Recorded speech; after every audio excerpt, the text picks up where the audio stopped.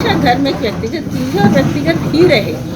और मुख्यमंत्री, मैं अयोध्या से आती हूँ, अयोध्या की बेटी हूँ, बलिया की बहू हूँ और आजमगढ़ से मेरा एक बहुत पुराना नाता है। तो धर्म को सत्ता के लिए ना हम लोगों ने व्यक्तिगत रूप से कभी इस्तेमाल किया है, ना सार्वजनिक रूप से।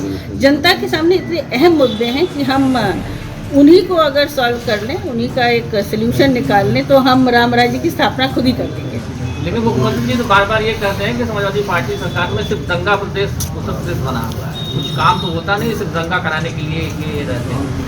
मुख्यमंत्री की बातों को सीरियसली मत लीजिए। आ रहे हैं ना आजमगढ़ में, पूछ लीजिएगा कि भाई आप आंकड़े दे दीजिए, आपके जिम्मेदार हैं कि कहाँ कहाँ क्यों लखीमपुर हुआ, क्यों हाथरस हुआ, क्यों बनारस पे बलात्कार हुआ, क्यों गोरखपुर में व्यापारी की अधिकारियों द्वारा हत्या की गई, आपके अधिकारी कर क्या रहे हैं, क्यों उत्तर प्रदेश कस्टोडियल डेथ में नंबर 1 है, क्यों उत्तर प्रदेश सारे SDG पैरामीटर्स पे इतना नीचे आ रहा है, क्यों हंगर इंडेक्स में भारतवर्ष का रैंकिंग नीचे जा रहा है।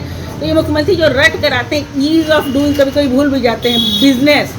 तो आप उनसे पूछिएगा कि ये ईज ऑफ डूइंग बिजनेस जो है वो सरकार की तरफ से ही जाता है कि हमने आपको इतनी छूट दे दी तो उत्तर प्रदेश ईजी हो गया। बिजनेस आया कौन सा और कितने, आजमगढ़ में कितना इन्वेस्टमेंट आया, आजमगढ़ में उन्होंने क्या किया, यहीं आ रहे हैं, यहीं पर बता दें, केवल सभा करके और टिप्पणी करके नहीं। विश्वविद्यालय देने की बात कर रहे हैं हम, कह रहे हैं शिलान्यास करने की बात कर रहे हैं। देखिए, शिलान्यास करने में मुख्यमंत्री और लोकार्पण का लोकार्पण, रंग बदलना, नाम बदलना, हमारी ज़िंदगी को उलझा देना, इतना उलझा देना आर्थिक रूप से कि जब हम सुबह उठें तो हम केवल ये सोचें कि कल हम अपनी रोज़ी रोटी कहाँ से लाएंगे, महंगाई के बढ़ते हम अपना सिलेंडर कैसे भराएंगे। तो अब ना उत्तर प्रदेश उलझने वाला है, ना आजमगढ़ उलझने वाला है, सरकार जा रही है। अब आपने नाम बदलने की बात की तो बड़ा महत्वपूर्ण सवाल ये आ रहा है कि होम मिनिस्टर, केंद्रीय गृह मंत्री और उत्तर प्रदेश और मुख्यमंत्री ने स्वयं कहा कि आजमगढ़ की पहचान अब आप आजमगढ़ नहीं आएंगे, आर्यमगढ़ आएंगे।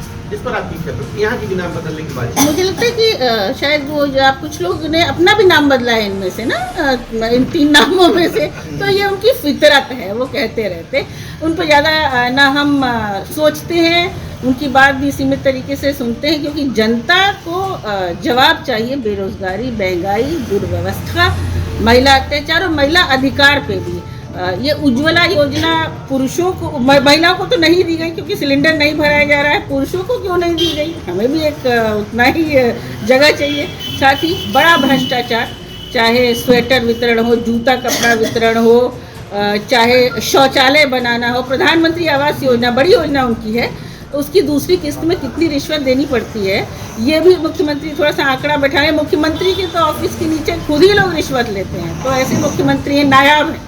नहीं, एक चीज जैसे आपने कहा कि तमाम रिश्वत हुए, घोटाले हुए, फ्रॉड हुए, तो क्या अगर सरकार बाइक में आती है तो क्या इन घोटालों की जांच सरकार कराएगी? समय सीमा पर और सारे कानूनी दायरे पर इसकी जांच कराएगी। समाजवादी पार्टी के कार्यकर्ताओं पे जो फर्जी मुकदमे आए हैं उनकी जांच कराएगी। हमारे कार्यकर्ता अगर फेसबुक पे कोई टिप्पणी कर देते हैं, फोटो लगाकर उसको जेल भेज दिया जाता है, इसकी जांच कराएगी। मुख्यमंत्री की तरह नाटक नहीं करेगी कि जो है हमारा इतना बेहतरीन आगरा एक्सप्रेस है, उसको कुदाल से इनके कुछ अधिकारी खोदने चले गए थे, फिर JPNIC पे इनका एक मंत्री चढ़ गया जो हाँफने लगा। तो देखिए, नौटंकीबाजी पूर्वांचल और उत्तर प्रदेश को नहीं चाहिए, काम चाहिए।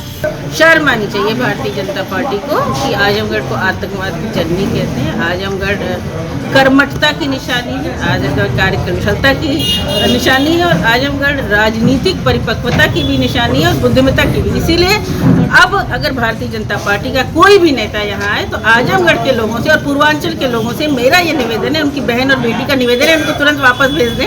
आतंकवाद की धरती पर उनकी ज़रूरत नहीं है, ये हमारी धरती है और ये हमारी जनता की धरती है, ये रिश्तों की धरती है। इसको इस तरह के परिभाषा आतंकवाद देकर के हमको बदनाम करने की और पूर्वांचल को बदनाम करने का जो ये प्रयत्न है, ये हम सफल हैं। एक तो उन्होंने विश्वविद्यालय नहीं दिया, दूसरी बात ये प्रचारकों की पार्टी, इनका जन्म ही प्रचार से होता है और उस प्रचार में एक बहुत अहम हिस्सा है कि झूठ बोलना कैसे सीखो और विभिन्न प्रचार के माध्यमों को अपने कब्जे में कैसे करना सीखो। लेकिन जनता आप लोग के माध्यम से अब सच जानती है। जब आजमगढ़ में एक ईंट रख लेंगे तब बात करेंगे। अभी तो उत्तर प्रदेश में भी एक ईंट इन्होंने रखी नहीं, शिलान्यासी कर रहे हैं ना। अब सुनेंगे जब आएंगे। सुना है कि घर घर में जवान बैठा दिए गए हैं, अखबार में निकला था, आज मैंने पढ़ा कि मुख्यमंत्री की सुरक्षा की जरूरत है। अगर मुख्यमंत्री इतने असुरक्षित है तो हम और आप उत्तर प्रदेश में इस सरकार में कितना असुरक्षित होंगे ये आप सोच सकते हैं। बाकी समाजवादी पार्टी के कार्यकर्ता हर जगह जा रहे हैं, उन्हें कुछ कहने की जरूरत है।